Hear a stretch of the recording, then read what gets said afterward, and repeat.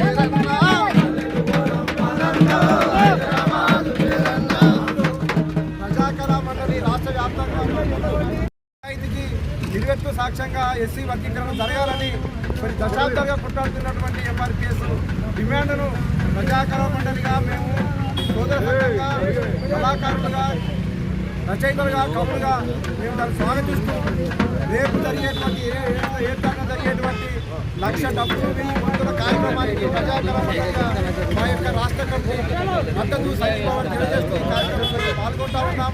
మా పాటలు మా కళాకారులు పాటలతోటి కాళ్ళకు గంజలు వేసుకొని డ్రెస్సులు వేసుకొని మేము ఈ యొక్క మహత్తరమైనటువంటి కార్యక్రమంలో పాల్గొంటామని ప్రజాకరణ మండలిగా మేము పిలుపునిస్తా ఉన్నాం.